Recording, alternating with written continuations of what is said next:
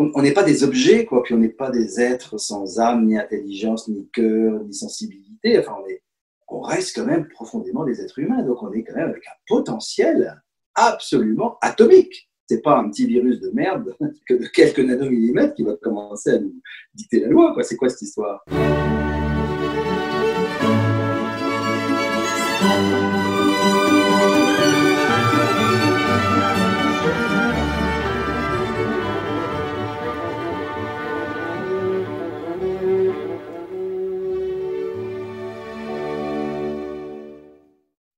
Le principal outil de la peur, c'est le chiffre, la statistique. Hier, 527 personnes sont mortes du coronavirus. Pourquoi faut-il résumer la mort, et donc la vie, à des chiffres? C'est absolument effroyable. Je pense que c'est le même tropisme que la financiarisation, c'est le même tropisme, les mêmes racines que la part de marché, que la croissance, que l'obsession du chiffre. L'obsession du chiffre, c'est absolument invraisemblable. Et donc, d'un seul coup, j'habite au fin fond de la campagne, ou même de mon appartement à Paris, ou dans la région parisienne, et on me jette ce chiffre à la figure, comme si j'en étais responsable, qu'est-ce que je peux en faire? Ça n'a aucun intérêt. Ça n'a aucun intérêt. Et l'obsession du chiffre et de la statistique, je pense que c'est mauvais pour notre humanité. C'est mauvais pour notre civilisation. Il serait temps de se changer un petit peu. Ces histoires de facteurs, d'indicateurs, de trucs comme ça. Vous savez, c'est vrai aussi dans le monde des entreprises où les trois quarts des réunions se font à travers des réunions où on montre des tableaux Excel, vous savez, ou des tableaux, des PowerPoint avec des camemberts. Et on interpelle plutôt les gens à partir de leurs résultats sur des chiffres. C'est uniquement le chiffre qui est la seule base de référence. Ton chiffre a baissé du genou. Et c'est un problème. Ah bon? Mais du genou est toujours là, vivant. Ok, il a pu avoir un passage à vide, mais qu'importe, c'est pas le chiffre qui doit diriger sa vie. Pourquoi on va faire que le chiffre va diriger notre vie? Moi, personnellement, je dis non. Très clair, non. Voilà. Et je pense que trop de modèles économiques, financiers, politiques, sociaux sont basés sur ces systèmes-là et sont autant de facteurs de déshumanisation.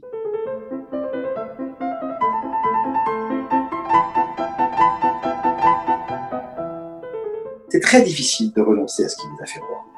Imaginez que vous êtes né dans un milieu modeste. On prend toujours les milieux bourgeois. Il n'y a pas que ça, il y a beaucoup d'autres milieux modestes, avec des parents qui ont travaillé, qui se sont saignés pour payer les études.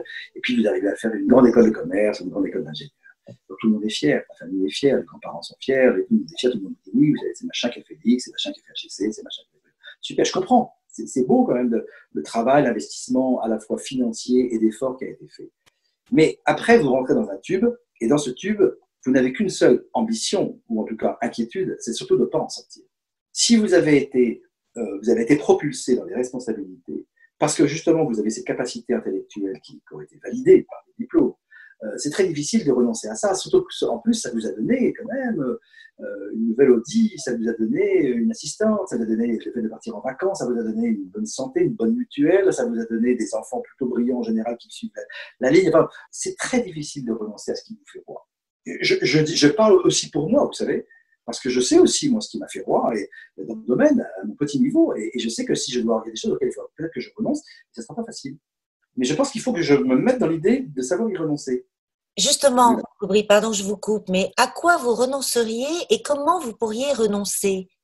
Parce qu'il y a un moment où l'exemplarité, ça compte aussi. On ne peut pas rester qu'au niveau des idées. Exactement. Il faut sentir qu'à son niveau, on peut faire quelque chose. C'est tout petit, c'est rien, mais on peut faire quelque chose. Faisons du tout petit et du rien. Surtout, n'essayons pas de faire des grandes choses. Sinon, on a ce qu'il faut déjà aujourd'hui comme gens qui veulent votre bonheur. Vous savez, je ne sais pas si vous avez remarqué, mais quand même, il y a des tas de gens qui veulent en permanence votre bonheur, surtout. Votre sécurité, votre santé, votre vie amoureuse, votre vie professionnelle. Des tonnes de gens veulent votre bonheur en permanence et vous interdisent d'avoir une autre vision que celle-là. Et c'est au nom d'une certaine forme d'interprétation de ce que c'est que le bien et de ce que c'est que le mal qu'on prit des décisions. C'est le début de la fin. Enfin, c'est pas le début de la fin, c'est la continuation de la fin. À partir du moment où on continuera à s'autoproclamer maître du bien et du mal, on arrivera à des situations effroyables. Et c'est vrai qu'il faut être vigilant sur cette histoire de sortie du confinement et des styles de vie qu'on va nous imposer. Si on ne dit rien, on va tout accepter comme des bœufs qui vont à l'abattoir. Hein.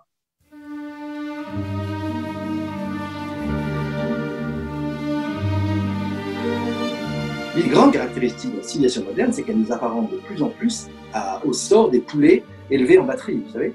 Au début, c'est agréable. Il fait chaud, vous êtes sous les lampes, puis on vous donne de la bouffe automatiquement, la bectée, ça vient automatiquement. Puis vous remarquez quand même que le sol autour de vous bouge, vous voyez, parce que vous avez d'autres poussins à côté, puis ça bouge. Et puis à un moment, il y a une petite trappe qui s'ouvre, et là, vous ne savez pas ce qui se passe, clac, on coupe la tête.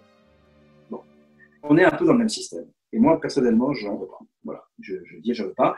Et j'invite toutes les personnes qui n'en veulent pas à se mobiliser là où elles sont, avec leur métier, leur talent, leur machin, pour dire non, on ne veut pas de cette société aseptisée, hygiéniste, espèce de morale ou d'éthique qui est plaquée par quelques personnes très bien pensantes, qui réfléchissent pour vous, parce que vous ne voulez plus réfléchir, vous passez votre temps à caresser votre iPad ou à regarder Netflix ou à jouer à des vidéos. Mais donc, on va penser pour vous, on va vous dire ce qui est bien moralement, ce qui est éthiquement bien. Voilà. On va vous expliquer, c'est ça. Mais ça ne va pas, cette histoire. Il y a tellement de choses à faire. S'occuper des personnes âgées, bâtir des logements dignes de ce nom, sortir des gens de la mouise économique, protéger la nature, faire il y a du boulot, il y en a, mais jusqu'en haut de la tête. Maintenant, si on ne décide pas d'y aller, rien ne va se passer. Hein, rien ne va se passer. Donc, c'est une question de désir. J'aime bien la notion de désir, hein, parce que la volonté, on peut l'avoir, certaines personnes sont dotées de volonté. La plus grande inquiétude que j'ai, c'est la baisse de désir. Or, nous devons être des êtres de désir. Vous voyez, je veux dire, c'est mu par quelque chose. Et le désir, il suffit de temps en temps, et le confinement est assez intéressant. Quel est mon désir profond au moment où je suis confiné? Je suis enfermé dans une pièce petite, peut-être avec pas assez de soleil, des voisins de confinement pas très agréables, enfin, j'en sais rien. Et puis, il y a quand même des petits moments suspendus où je sens mon désir. Il y a quelque chose qui me meut. Et ben, il faut élaborer autour de ça. Cette petite musique qui me dit, tiens, et si je faisais ça? La vie est là. Vous voyez, la vie est là. Et c'est intéressant de réinventer les modèles à l'aune de cette vie, en acceptant de renoncer avec le plus grand, le plus fort, le plus rapide, le plus informé. Il faut renoncer à tout ça. Peut-être ce confinement va nous permettre d'inventer un peu quelque chose.